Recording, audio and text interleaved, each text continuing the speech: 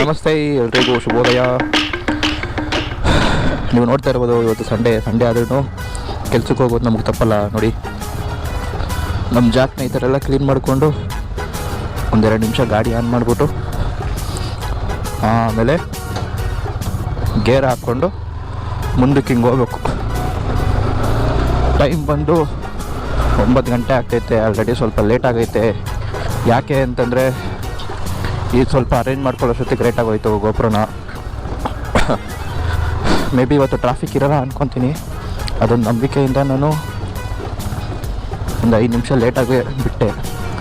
ಜಾಸ್ತಿ ಏನಿಲ್ಲ, 5 ನಿಮಿಷ ಅಷ್ಟೇ. 5 ನಿಮಿಷ ಅನ್ನೋದು ನನಗೆ ಎಷ್ಟು ಗೊತ್ತಾ, 5 ನಿಮಿಷ ಅಂದಂಗೆ ಆಗುತ್ತೆ ನನಗೆ. ಯಾಕೆ ಅಂತಂದರೆ 5 ನಿಮಿಷದಲ್ಲಿ ಹೋಗ್ಬೇಕು. ಯಾವುದೇ ಕೆಲಸ ಆಗಲಿ, ಒಂದು 5 ನಿಮಿಷ ಬೇಗ ಹೋದ್ವಿ ಅಂತಂದರೆ ಏನಾಗೋದಿಲ್ಲ. ಲೇಟಾಗಿ ಹೋದ್ರೇ ಎಲ್ಲ ಪ್ರಾಬ್ಲಮ್ ಆಗೋದು. ಬೇಗ ಹೋದ್ವಿ ಅಂತಂದರೆ ಅವ್ರಿಗೂ ಪ್ರಾಬ್ಲಮ್ ಇರೋಲ್ಲ, ನಮಗೂ ಪ್ರಾಬ್ಲಮ್ ಇರೋಲ್ಲ. ಇಲ್ಗೋ ಇವತ್ತು ಸಂಡೇ ಚಿಕನ್ನು, ಮಟನ್ನು, ಮೀನು ಇವೆಲ್ಲ ಮಾಡ್ಕೊಂಡು ತಿನ್ನೋದು ಬಿಟ್ಬಿಟ್ಟು ಇವತ್ತು ಕೆಲ್ಸಕ್ಕೆ ಹೋಗ್ತಾ ಇದ್ದೀನಿ ನೋಡ್ರಿ. ನಾನು ಹಣೆ ಬರ ಇವಾಗೆಲ್ಲ ವೇಸ್ಟು. ಆವಾಗಲೇ ನಾವು ಜಾಲಿಯಾಗಿ ಆರಾಮಾಗಿದ್ವಿ. ನಾವು ಚಿಕ್ಕ ವಯಸ್ಸಲ್ಲಿ ಓದ್ಕೊಂಡು ಸಂಡೇ ಬಂತಂದರೆ ಕ್ರಿಕೆಟ್ ಬ್ಯಾಟ್ ತೊಗೊಂಡು ಕ್ರಿಕೆಟ್ ಆಡೋಕ್ಕೆ ಹೋಗೋದು, ಇಲ್ಲ ಸ್ವಿಮ್ಮಿಂಗ್ ಪೂಲ್ಗೆ ಹೋಗೋದು, ಏನೋ ಒಂದು ಮಾಡ್ಕೊಂಡು ಆರಾಮಾಗಿ ಸಂಡೇಗಳನ್ನ ಕಲಿತಾ ಇದ್ವಿ. ಇವಾಗ ನೋಡಿದ್ರೆ ಸಂಡೇ ಆಯಿತು ಅಂದರೆ ಸಾಕು. ಸಂಡೇ ಅಂತಲೇ ಅಲ್ಲ, ಯಾವ ದಿನ ಯಾವ ವಾರ ಅಂತಲೇ ಗೊತ್ತಾಗ್ತಿಲ್ಲ ನನಗೆ. ಇವತ್ತು ಸಂಡೇ ಅನ್ನೋದೇ ನಾನು ಮರ್ತೋಗ್ಬಿಟ್ಟಿದ್ದೀನಿ ಗೊತ್ತಾ. ಏನು ಮಾಡೋದು, ಲೈಫ್ ಅಂದಮೇಲೆ ಎಲ್ಲ ನೋಡಬೇಕು, ಎಲ್ಲ ಕಲಿಬೇಕು. ಸ್ವಲ್ಪ ದಿನಗಳಷ್ಟೇ ಇದೆಲ್ಲ. ಆದ್ಮೇಲೆ ನನ್ನದೇ ಅಂತ ನನ್ನೊಂದು ಕೆಲಸ ಬಂತು ಅಂತಂದರೆ, ಯಾವ ಕೆಲಸ ಇರ್ಬೋದು ಹೇಳಿ? ನನ್ನದೇ ಆದ ಒಂದು ಕೆಲಸ ಅಂತಂದರೆ ಏನು ಕೆಲಸ ಗೊತ್ತಾ? ನಿಮ್ಗಳಿಗೆ ಸೇವೆ ಮಾಡೋದಷ್ಟೇ. ಈ ಥರ ಜಾಗಗಳಿಗೆ ಹೋಗೋದು, ಎಕ್ಸ್ಪ್ಲೋರ್ ಮಾಡಬೇಕು, ತೋರಿಸ್ಬೇಕು. ಅದೇ ನನ್ನ ಡ್ರೀಮ್ ಅನ್ನೋದಕ್ಕಿಂತ ನನ್ನ ಲೈಫಲ್ಲಿ ಒಂದು ಇದು ಮಾಡಬೇಕು ಅಂತ ಅಂದ್ಕೊಂಡ್ರೆ ಅದಿದೆ. ಮೋಟೋ ಬ್ಲಾಗಿಂಗಲ್ಲಿ ಫುಲ್ಲು ಸುತ್ತಾಡಬೇಕು ನಾನು. ಇಡೀ ಇಂಡಿಯಾ ಅಲ್ಲ, ಇಡೀ ವರ್ಲ್ಡೇ ಸುತ್ತಾಡಬೇಕು ಅನ್ನೋದೇ ನನ್ನೊಂದು ಆಸೆ.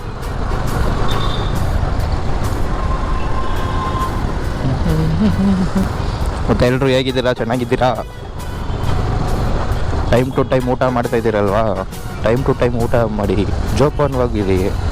ಗಾಡಿ ಓಡಿಸೋಬೇಕಾದ್ರೆ ಹುಷಾರಾಗಿ ಓಡಿಸ್ಕೊಂಡು ಹೋಗಿ.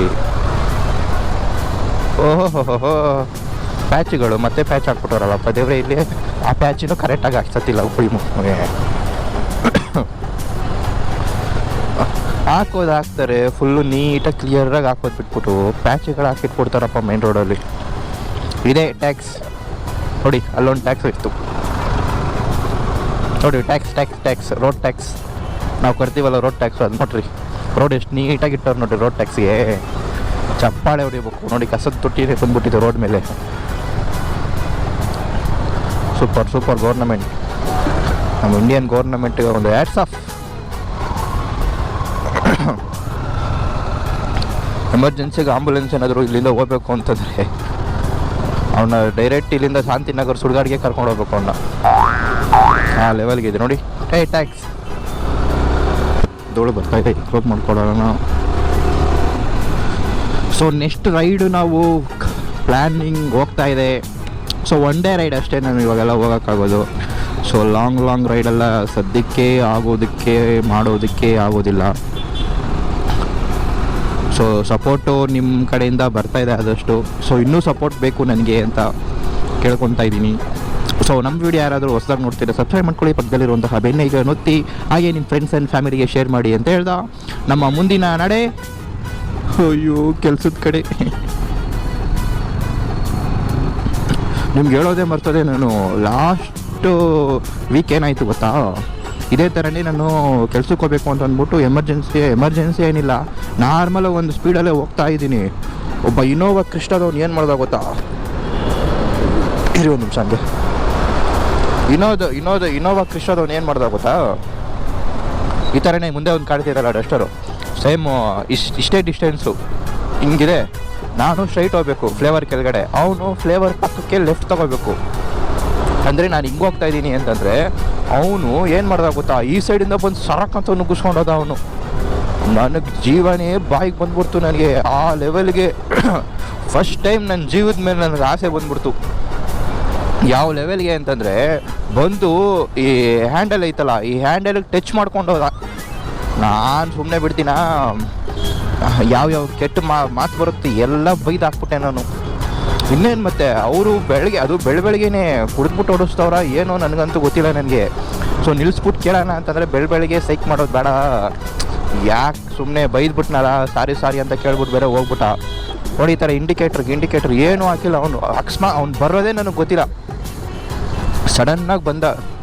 ಜೀವ ಅಂತೂ ನನಗೆ ದೇವ್ರೆ, ಅದೆಲ್ಲ ಹೇಳಿದ್ರೆ ಅದು ಗೊತ್ತಾಗೋದಿಲ್ಲ, ಫೀಲ್ ಆಗಬೇಕದು. ಹಂಗಂತ ಫೀಲ್ ಮಾಡ್ಕೊಂಡಾಗ ಹೋಗ್ಬೇಡ್ರಿ, ತುಂಬ ಡೇಂಜರ್ ಅವೆಲ್ಲ. ಪರವಾಗಿಲ್ಲ, ರೋಡು ಫುಲ್ಲು ಖಾಲಿ ಇದೆ. ಈ ಥರ ಇತ್ತು ಅಂತಂದರೆ ಬೇಗನೆ ಹೋಗ್ಬಿಡ್ಬೋದು. ಬಟ್ ಇವತ್ತೇನು ಸಂಡೇ ಅನ್ನೋದಕ್ಕೆ ಈ ಥರ ಫ್ರೀ ಇದೆ. ಅದೇ ನಾಳೆ ಮಂಡೇ ಬನ್ನಿರಿ, ಗೊತ್ತಾಗುತ್ತೆ.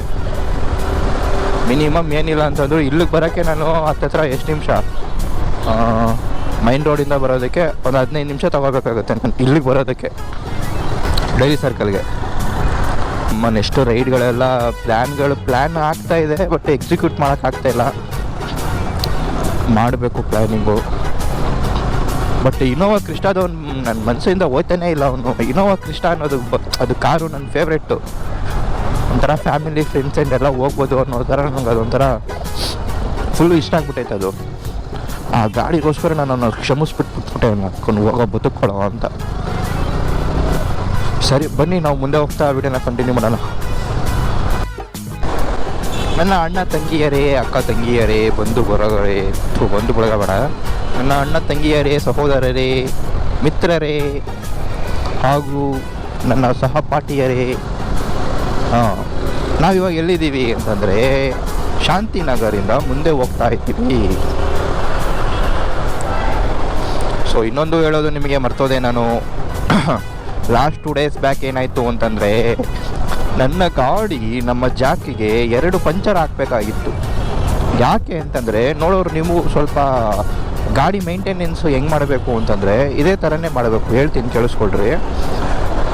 ವಾರಕ್ಕೆ 2 ವಾರಕ್ಕೊಂದ್ಸಲ ಏರ್ ಚೆಕ್ ಮಾಡಿಸ್ತಾರೆ. ಯಾಕಂದರೆ ಒಂದು ಸಲ ಪಂಚರ್ ಆಯಿತು ಅಂತಂದರೆ ಚೆಕ್ ಮಾಡಿಸ್ಬೇಕಾಗ್ತಾ ಇರುತ್ತೆ. ಯಾಕೆ ಅಂತಂದರೆ ನೀವು ಏರ್ ಚೆಕ್ ಮಾಡಿಸಿಲ್ಲ ಅಂತಂದರೆ ಏನಾಗುತ್ತೆ, ಸಿಂಗಲ್ ಆಗಿ ಹೋದರೆ ಅಷ್ಟೊಂದೇನು ಪ್ರಾಬ್ಲಮ್ ಏನು ಬರೋದಿಲ್ಲ. ಒನ್ಸ್ ನೀವೇನಾದರೂ ಕುತ್ಕೊಂಡು ಡಬಲಲ್ಲಿ ಏನಾದರೂ ಹೋಗ್ತೀರಾ ಅಂತಂದರೆ ಹಿಂದೆ ಕುತ್ಕೊಂಡಾಗ ಭಾರ ಆಗುತ್ತೆ. ಭಾರ ಆದಾಗ ಏನಾಗುತ್ತೆ ಅಂತಂದರೆ ಅಕ್ಕಪಕ್ಕ ಅಂದರೆ ರೋಡಲ್ಲಿ ಹೋಗ್ತಿರಬೇಕಾದ್ರೆ ಚಿಕ್ಕ ಕಲ್ಲೇನಾದರೂ ಸಿಕ್ತು ಅಂತಂದರೆ ಟೈರ್ಗೆ ಏನಾದರೂ ಚುಚ್ಚುಕೊಂತು ಅಂತಂದರೆ ಆ ಪಂಚರ್ ಆಗಿರೋ ಜಾಗದಲ್ಲಿ ಏನಾಗುತ್ತೆ, ಇನ್ನೂ ವೀಕ್ ಆಗಿಬಿಡುತ್ತೆ. ಸೊ ಆವಾಗ ಇನ್ನೂ ಪಂಚರ್ ಆಗೋ ಚಾನ್ಸಸ್ ಜಾಸ್ತಿ ಇರುತ್ತೆ. ಸೊ ಏರ್ ಕರೆಕ್ಟಾಗಿತ್ತು ಅಂತಂದರೆ ಅದು ಕೆಳಗಡೆ ಏನಾದರೂ ಕಲ್ಲುಗಿಲ್ಲೇನಾದರೂ ಚುಚ್ಕೊಂಡ್ರು ಅದು ಬೌನ್ಸ್ ಬ್ಯಾಕ್ ಆಗಿ ಸೈಡ್ಗೆ ಹೋಗ್ಬಿಡುತ್ತೆ ಅದು. ಸೊ ಏರ್ ಕಮ್ಮಿ ಇದ್ದಷ್ಟು ನಮ್ಮ ಟೈರ್ಗಳಿಗೆ ಜೋಪಾನ ಇರೋದಿಲ್ಲ. ಒಂದೇ ಜಾಗದಲ್ಲಿ 2 ಪಂಚರ್ ಹಾಕಿದ್ದೀನಿ, 200 ರೂಪಾಯಿ ಕಿತ್ಕೊಂಡ.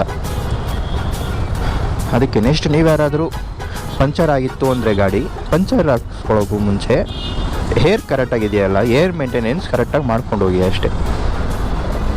ಮಾಡ್ಕೊಂಡು ಹೋದ್ರಿ ಅಂತಂದರೆ ಟೈರ್ಗೆ ಏನೂ ಹಾಳಾಗೋದಿಲ್ಲ, ಕರೆಕ್ಟಾಗಿ ನೀವು ಮೇಂಟೈನ್ ಮಾಡ್ಕೊಂಡು ಹೋಗ್ಬೋದು ಗಾಡಿನ. ಮತ್ತು ಚಿಕ್ಕ ಪುಟ್ಟ ಸರ್ವಿಸ್ ಎಲ್ಲ ಮಾಡ್ಕೊಂಡು ಹೋಗ್ತಾ ಇರಬೇಕಾಗುತ್ತೆ ನೀವು. ಕರೆಕ್ಟಾಗಿ 3 ತಿಂಗಳಿಗೆ 4 ತಿಂಗಳಿಗೆ ಒಂದು ಆಯಿಲ್ ಚೇಂಜ್ ಮಾಡಿಸ್ಬೇಕಾಗುತ್ತೆ. ಮತ್ತು ಗಾಡಿನ ಒಂದು ಸ್ವಲ್ಪ ಡಸ್ಟ್ ಆದರೂ ಪರವಾಗಿಲ್ಲ, ಅದೇನು ನೀರು ವಾಶ್ ಮಾಡಿದ್ರೆ ಹೋಗ್ಬಿಡುತ್ತೆ. ಇಂಜಿನ್ ಆಯಿಲು, ಬ್ರೇಕ್ ಆಯಿಲು, ಇದಕ್ಕೆ ಕೊಡಿ ಬ್ರೇಕ್ ಆಯಿಲ್ ಇರುತ್ತೆ R15ಗೆ. ಕೆಲವೊಂದಕ್ಕೆ ಬ್ರೇಕ್ ಇಲ್ಲ ಅಂತಂದರೆ ಬ್ರೇಕ್ ಕರೆಕ್ಟಾಗಿ ಮೇಂಟೈನ್ ಮಾಡ್ಕೊಂಡು ಹೋಗಿ. ಸ್ಪೀಡಾಗಿ ರ್ಯಾಶಾಗಿ ಓಡಿಸ್ಕೊಳಕ್ಕೆ ಹೋಗಬೇಡಿ. ಮತ್ತು ಗಾಡಿ ಯಾವಾಗ ತುಂಬ ಡ್ಯಾಮೇಜ್ ಆಗುತ್ತೆ ಅಂತಂದರೆ ಈ ಹಂಸಲ್ಲಿ ಹಳ್ಳ ಏನಾದರೂ ಆಫ್ ರೋಡಿಂಗ್ ಥರ ಬರುತ್ತಲ್ವಾ, ಸೊ ಆ ಥರ ಟೈಮಲ್ಲಿ ನೀವೇನಾದರೂ ಜಗಾಪುಗ ಅಂತ ಎದುರಿಸ್ತಿದ್ದೀವಿ ಅಂತಂದರೆ ಗಾಡಿಗೆ ಹೆವಿ ಡ್ಯಾಮೇಜ್ ಆಗುತ್ತೆ. ಎಕ್ಸಾಂಪಲ್ ಹೆಂಗೆ ಹೇಳಬೇಕು ಅಂತಂದರೆ, ನಿಮ್ಮನ್ನೇ ಒಂದು ಬೆಟ್ಟದ ಮೇಲಿಂದ ತೊಗೊಂಡೋಗಿ ಕೆಳಗಡೆ ಹಳ್ಳ ದಿಂಡೆ ದಬ ಅಂತ ಉಳಿಸ್ಬಿಟ್ಬಿಟ್ರೆ ನಿಮ್ಮ ಬಾಡಿ ಏನಕ್ಕಾಗುತ್ತೆ ಹೇಳಿ. ಅದೇ ಥರನೇ ನಮ್ಮ ಗಾಡಿನೂ ಅಷ್ಟೇ. ಸೊ ಆದಷ್ಟು ರ್ಯಾಶಾಗಿ ಅಂದರೆ ಈ ಥರ ನಮ್ಮದು ಏನು ರೋಡು ತುಂಬ ಸ್ಮೂತ್ ಇರುತ್ತೆ, ಹೈವೇಗಳಲ್ಲಿ ಅಂದರೆ ರ್ಯಾಶಾಗಿ ಓಡಿಸಿದ್ರು ಅಷ್ಟೊಂದು ಹುಷಾರಾಗಿ ಹೆಲ್ಮೆಟ್ ಹಾಕ್ಕೊಂಡು ರ್ಯಾಶಾಗಿ ಓಡಿಸಿ. ಸೊ ಅದೇನು ಪ್ರಾಬ್ಲಮ್ ಏನು ಆಗೋದಿಲ್ಲ, ಯಾಕೆಂದರೆ ನಿಮ್ಮ ಕಂಟ್ರೋಲಲ್ಲಿ ಇರುತ್ತೆ. ಇವಾಗ ನಾವು ಲೋಕಲಲ್ಲೇ ಓಡಾಡ್ತಾ ಇರ್ತೀವಿ, ಸೊ ಅದೇನಾಗುತ್ತೆ, ಜಗಾಪುಗ ಅಂತ ಅಲ್ಲಾಡಿಸಿದ್ವಿ ಅಂತಂದರೆ ಈ ಗಾಡೀಲಿರೋ ಬಾಡಿ ಪಾರ್ಟ್ಸ್ ಎಲ್ಲ ಫುಲ್ಲು ಶೇಕ್ ಆಗಿಬಿಡುತ್ತೆ. ಶೇಕ್ ಆದಾಗ ಏನಾಗುತ್ತೆ, ಆ ಪಾರ್ಟ್ಸ್ ಅಲ್ಲಲ್ಲಿ ಇರೋದಿಲ್ಲ. ಸೊ ನಟ್ಟು ಲೂಸ್ ಆಗೋದು, ಬೋಲ್ಟ್ ಲೂಸ್ ಆಗೋದು. ಸೊ ಈ ಥರ ಪ್ರಾಬ್ಲಮ್ ಆದಾಗ ನಮಗೆ ಗೊತ್ತಿಲ್ಲದೆ ನಾವು ಓಡಿಸ್ಕೊಂಡು ಹೋಗ್ಬಿಟ್ಟು ಇನ್ನೂ ಗಾಡಿ ಅಧ್ವಾನ ಹಾಳು ಮಾಡಿಬಿಟ್ಟು ಹಾಕ್ಬಿಡ್ತೀವಿ ನಾವು. ಸೊ ಅದನ್ನೇ ಗಾಡಿ ಮಾಲ್ ಬಗ್ಗೆ ಹಾಕಿದ್ನಲ್ಲ ನಾನು. ಸೊ ಮಾಲ್ಗಳಲ್ಲಿ ಮೇಜರ್ ಪ್ರಾಬ್ಲಮ್ ಏನಂತಂದರೆ ಈ ಕಸ್ಟಮರ್ನೆಲ್ಲ ಫುಲ್ಲು ಚೆನ್ನಾಗೇ ಟ್ರೀಟ್ ಮಾಡ್ತಾರೆ, ಸೊ ಅದೇನು ಪ್ರಾಬ್ಲಮ್ ಏನಿಲ್ಲ. ಇನ್ನೊಂದೇನೆಂದರೆ ಈ ಮೋಟೋ ಬ್ಲಾಗರ್ಸ್ಗೆ, ಈ ವ್ಲಾಗರ್ಸ್ಗಳಿಗೆಲ್ಲ ಫುಲ್ಲು ವೀಡಿಯೋ ಮಾಡೋದಕ್ಕೆ ಅಲೋ ಮಾಡೋದಿಲ್ಲ. ನಾನು ಇಲ್ಲಿವರೆಗೂ ಯಾಕೆ ಅಂತ ಗೊತ್ತಿಲ್ಲ. ನಾವು ವೀಡಿಯೋ ಮಾಡ್ತಾಯಿದ್ದೀವಿ ಅಂತಂದರೆ ಅವ್ರ ಮಾಲ್ನ ನಾವು ಬಂದಿದ್ದಾನೆ ಅಡ್ವರ್ಟೈಸ್ ಕೊಡ್ತಾಯಿದ್ದೀವಿ, ಪ್ರಮೋಟ್ ಮಾಡ್ತಾಯಿದ್ದೀವಿ ಕಾಸು ತಗೊಳ್ದಿರೇ. ಆದ್ರೂ ಬೇಡ ಅಂತಾರೆ ಅಂತಂದರೆ ಯಾಕೆ ಅಂತ ಗೊತ್ತಿಲ್ಲ. ಸೆಕೆಂಡ್ ಒನ್ ಏನಂತಂದರೆ ಅಲ್ಲಿ ಕೆಲಸ ಮಾಡೋರಿಗೆ ರೆಸ್ಪೆಕ್ಟ್ ಅನ್ನೋದೇ ಇರೋದಿಲ್ಲ. ಇಲ್ಲಿ ಬಂದು ಕೆಲಸ ಮಾಡು, ಅಲ್ಲೋಗಿ ಕೆಲಸ ಮಾಡು, ಈ ಲಿಫ್ಟಿಂದ ಇದು ತೊಗೊಂಡೋಗ್ಬೇಡ, ಆ ಲಿಫ್ಟಿಂದ ಅದು ತೊಗೊಂಡೋಗ್ಬೇಡ. ಇದು ಅವ್ರದ್ದೇ ಆದ ಒಂದು ರೂಲ್ಸ್ಗಳನ್ನ ಕೊಟ್ಟಿಲ್ಲ ಅಂದರೂ ಕ್ರಿಯೇಟ್ ಮಾಡ್ಕೊಬಿಡ್ತಾರೆ ಅವರೇ, ಈ ಕೆಲಸನ ಹಿಂಗೆ ಮಾಡಬೇಕು ಅಂತ. ಈ ಸ್ವಿಗ್ಗಿ ಝೊಮ್ಯಾಟೋದವ್ರಿಗೂ ಅಷ್ಟೇ ಪಾಪ, ಈ ಪಾರ್ಕಿಂಗು ಚುಟ್ಟಿಯ ನಮ್ಮ ಮಕ್ಕಳು ಅಯ್ಯೋ ಅಂತ ಸಾಯ್ತಾರೆ. ನಮ್ಮನ್ನು ಇಂಥವ್ರಿಗೆ ಬರಬೇಕು ಸಾವು ಏನೋ ಅಂತಿದ್ದೆ ನಾನು. ಈ ಸ್ವಿಗ್ಗಿ ಝೊಮ್ಯಾಟೋ ಮಾಡೋರಿಗೆ ಎಲ್ಲರಿಗೂ ಅದು ಹೆಂಗಾಗ್ಬಿಡುತ್ತೆ ಅಂತಂದರೆ, ಕೆಳಗಡೆ ಬೇಸ್ 1, ಬೇಸ್ 2, ಬೇಸ್ 1, 3 ಅಂತಂದ್ಬಿಟ್ಟು ಈ ಥರ ಕೆಳಗಡೆ ಫುಲ್ ಪಾರ್ಕಿಂಗ್ಗಳು ಇಟ್ಬಿಟ್ಟಿರ್ತಾರೆ. ಇವ್ರು ಏನಂತಂದರೆ ಮೇಯ್ನ್ ಗೇಟಿಂದ ಹೋಗೋಕ್ಕೆ ಬಿಡೋದಿಲ್ಲ. ಇವರು ಮೇಯ್ನು ಕೆಳಗಡೆಯಿಂದನೇ ಹೋಗಬೇಕು. ಗಾಡಿ ಒಂದು ಕಡೆ ನಿಲ್ಲಿಸಿದ್ರೆ ನಡ್ಕೊಂಡು ಹೋಗೋಕ್ಕೆ ಒಂದು 5 ರಿಂದ 10 ನಿಮಿಷ ಬೇಕಾಗುತ್ತೆ ಪಾಪ ಅವ್ರಿಗೆ. ಅಲ್ಲೇ ಲೇಟ್ ಆಗಿಬಿಡುತ್ತೆ ಅವ್ರಿಗೆ. ಈ ಥರ ಕಷ್ಟ ಕೊಡೋದೆ ಅಂತಕ್ಕೆ ಅವ್ರಿಗಂತೇನೋ ಸಪ್ರೇಟಾಗಿ ಶಾರ್ಟ್ ಕಟ್ಟಲ್ಲಿ ಇಟ್ಬಿಡ್ರಿ. ರೆಸ್ಟೋರೆಂಟ್ಗಳೆಲ್ಲ ಫುಲ್ಲು ಮೇಯ್ನ್ ಗೇಟಿಂದ ಹೋದರೆ 4 ಅಜ್ಜೆ ಹೋದರೆ ತುಂಬ ಪ್ರಾಬ್ಲಮ್ಸ್ಗಳಿದೆ. ಆ ಪ್ರಾಬ್ಲಮ್ಗಳೆಲ್ಲ ಫುಲ್ ಇದೊಂದು ಪ್ರಾಬ್ಲಮ್ಮೇ ಇಲ್ಲ. ನಾನು ಯಾಕ್ರೋ ಹೊಡೆದು ಸಾಯ್ತೀರಾ, ಒಂದು ಸಿಗ್ನಲ್ ಹಾಕಿಲ್ವ ಅಲ್ಲಿ? ಸಿಗ್ನಲ್ ಹಾಕಿದ್ರೂ ಆಡ ನೋಡಿದು ಸಾಯ್ತಾರೆ. ನಮ್ಮ ಕೋರ್ಟ್ ಹತ್ರ ಬಂದಿದ್ದಾನ, ಏನೋ ನಡೀತಾ ಇದೆ, ಏನೋ ದಿ ರೈಟ್ ಪರ್ಸನ್ ಅಂತಲೂ ಏನೋ ಸಮಥಿಂಗ್ ಹಾಕ್ಕೊಂಡಿದ್ರು, ಕರೆಕ್ಟಾಗಿ ಓದೋಕ್ಕಾಗಿಲ್ಲ. ಏನೋ ನ್ಯಾಯ ಕೇಳೋಕ್ಕೆ ಏನೋ ನಡೆಸ್ತಾ ಇದ್ದಾರೆ ಲಾಯರ್ಸ್, ಏನೋ ಗೊತ್ತಿಲ್ಲ, ಅದು ನಮಗೆ ಬೇಕಾಗಿಲ್ಲ. ಏನಿದ್ರು ಡಾಕ್ಟರ್ಗಳು, ಲಾಯರ್ಗಳಿಗೂ ಅವ್ರಿಗೇನಾದರೂ ಮೋಸ ಆದ್ರೇ ಅದು ಮೋಸ. ಕಾಮನ್ ಪೀಪಲ್ಗಳಿಗೆ ಏನು ಮೋಸ ಆದ್ರೂ ಅದು ಮೋಸ ಅಲ್ಲ, ಅದು ಒಂದು ನ್ಯೂಸ್. ಆವತ್ತಿನ ದಿನಕ್ಕೆ ಅದೊಂದು ಬ್ರೇಕಿಂಗ್ ನ್ಯೂಸ್ ಅಷ್ಟೇ ಆಗಿರುತ್ತೆ. ಸೊ ನಾವು ಇವಾಗ ಮೆಜೆಸ್ಟಿಕ್ಗೆ ಒಂದೇ ಕಿಲೋಮೀಟ್ರ್ ದೂರ, 1 ಕಿಲೋಮೀಟ್ರ್ ಹತ್ತಿರದಲ್ಲಿದ್ದೀವಿ ನಾವು. ಹೋಗಿ ಅಂಕಲ್, ಹೋಗಿ ಆರಾಮಾಗಿ ಹೋಗಿ. 2 ರೂಟ್ ಬರುತ್ತೆ. ಆ 2 ರೂಟಲ್ಲಿ ನಾವು ಈ ಕಡೆ ಹೋದರೆ ಒಂದು ಸ್ವಲ್ಪ ಅಲ್ಲಿ ಕ್ರಾಸ್ ಮಾಡ್ಕೊಳ್ಳೋಕೆ ಕಷ್ಟ ಆಗುತ್ತೆ. ಅದೇ ಈ ಕಡೆ ಹೋದ್ವಿ ಅಂತಂದರೆ ಇಲ್ಲಿಂದ ಲೆಫ್ಟು ಹಾಗೆ ಈಸಿಯಾಗಿ ತಗೊಬಿಡ್ಬೋದು.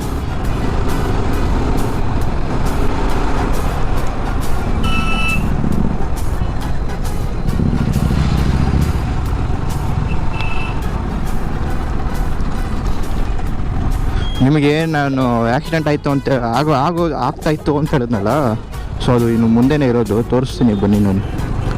ಸೊ ನೋಡ್ರಪ್ಪ, ಇದೆ ನಮ್ಮ ಮೆಜೆಸ್ಟಿಕ್ಕು. ನೋಡಿ ಈ ಜಾಗದಲ್ಲೇ ನಮ್ಮ ಇವರು ಸುದೀಪ್ ಸರು ಏನಾಗಲಿ ಮುಂದೆ ಸಾಗುಲಿ ಅಂತ ಹಾಡೆಲ್ಲ ಆಡಿ ಶೂಟಿಂಗ್ ತೆಗೆದಿದ್ದು. ಇವಾಗೆಲ್ಲ ಮೇಲೆಲ್ಲ ಶೆಡ್ ಹಾಕ್ಬಿಟ್ಟವ್ರೆ, ಆವಾಗ ಶೆಡ್ ಏನು ಇರಲಿಲ್ಲ ಮೇಲೆ.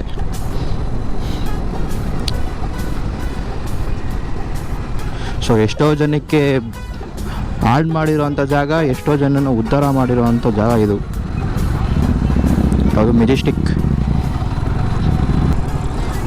ರೋಡ್ ಟ್ಯಾಕ್ಸ್ ನೋಡಿ, ರೋಡ್ ಟ್ಯಾಕ್ಸ್ಗಳು ಹೆಂಗೈತೆ. ನಾವು ಪಟ್ಟೋ ಟ್ಯಾಕ್ಸ್ ಅಲ್ಲ, ರೋಡ್ ಸಕ್ಕತ್ತಾಗಿ ಮಾಡ್ತವ್ರೆ. ನಿಮಗೆ ಆಕ್ಸಿಡೆಂಟ್ ಝೋನ್ ತೋರಿಸ್ಬಿಟ್ಟು, ಆಕ್ಸಿಡೆಂಟ್ ಝೋನ್ ಅಲ್ಲ, ಮುಂಡೆ ಮಗ ಅವ್ನು ಮಾಡಿರೋ ಕೆಲಸ ಅದು.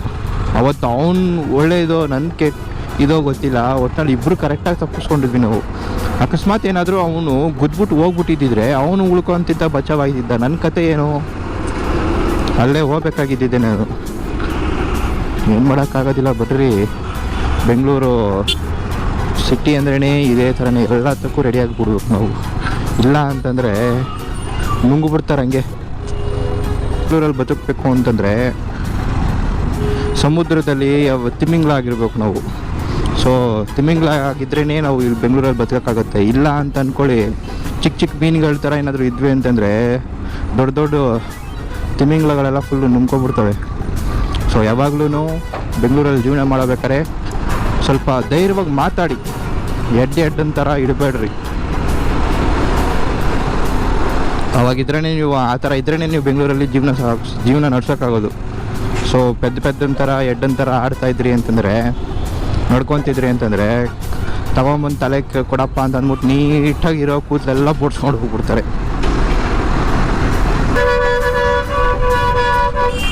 ಓ ಇರೋ ಕಂದ, ಯಾಕೋ ಕಂದ, ಯಾಕಪ್ಪ, ಎಲ್ಲಿಗೋಗ್ಬೇಕು,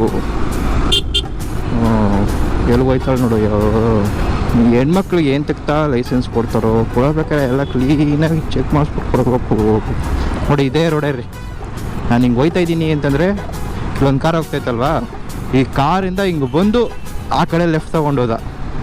ನಾನು ಹೋಗ್ಬೇಕಾಗಿರೋದು ಫ್ಲೇವರ್ ಕೆಳಗಡೆ, ಅವ್ನು ಹೋಗ್ಬೇಕಾಗಿರೋದು ಲೆಫ್ಟಲ್ಲಿ. ಸೊ ಎಷ್ಟು ಡಿಫ್ರೆನ್ಸು, ಎಷ್ಟು ಇದು ಅಂತಂದರೆ ಸಡನ್ನಾಗಿ ತಿರುಗಿಸ್ದ ಅವನು. ಸರಿ ಏನೋ ಆಗಿದ್ದಾಯಿತು, ಅವನು ನಾನು ಕ್ಷಮಿಸ್ಬಿಟ್ಬಿಟ್ಟಿದ್ದೀನಿ. ಸೊ ನೀವು ಬೈಕ್ ಹೋಗ್ಬೇಡ್ರಿ ಅಂತ ಹೇಳ್ತಾ ನಾನು ಮಾತು ಇಲ್ಲಿಗೆ ಮುಗಿಸ್ತಾ ಇದ್ದೀನಿ. ಸೊ ಅಂಟಿಲ್ ಟೇಕ್ ಕೇರ್, ಬಾಯ್ ಬಾಯ್.